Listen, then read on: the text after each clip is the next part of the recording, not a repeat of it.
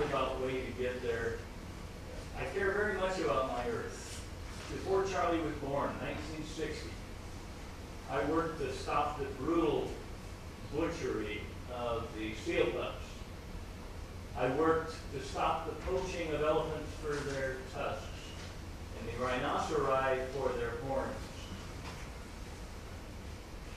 Knowing that, I feel I have some credentials. In Lincoln County, we have a special situation with GP. Naming the major employers in this county, the largest, the Indian tribes, pay no property taxes, pay no income taxes. Lincoln County School District pays no property taxes, pays no income taxes. Newport City and Lincoln County governments pay no property taxes, pay no income taxes. This very facility, which has hundreds of employees, pays no property tax, pays no income tax. You've exhausted everybody but GP, which runs around 500 employees, family wage jobs, medical benefits and others, and they rely very heavily on getting this effluent, treating it, and getting it out in the ocean. And I'm very concerned, and I'd like Charlie to respond to this, whether groups like the Surfrider, which sometimes have messages of a national origin, whether they really want GP to stay in operation or whether their choice is to have them go away. And I would also ask Steve whether he believes a permit that's effective can be put together to get the job done at a cost that Coke won't see as exorbitant. It has to do the job. Can it be done effectively? Okay, so that was actually sneaking in two questions. I did. Get away with that just one time. So a comment and two questions. So, gentlemen, would you like to respond? Whichever one. So the question I heard was, I just wanted to make sure I got it straight. Do we want to see Georgia Pacific go away? Is there any permit that you would even agree to, or is it your organization's goal to get rid of GP? It is not our campaign goal, and never has been, to get rid of GP. Like I said at the very beginning, I had a slide that said this is what this is about.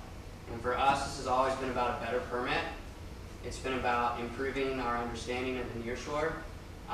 It has never been about shutting Georgia Pacific down. Our challenge was to the Department of Environmental Quality, not to Georgia Pacific. I mean, as an organization, if we were to go after Georgia Pacific, then we would be nitpicking at all, any little thing we could find that might put them in trouble. But honestly, this campaign for us, we understand the value of Georgia Pacific in the community for jobs and contributing to a lot of philanthropy efforts. And so it's never been about that for us.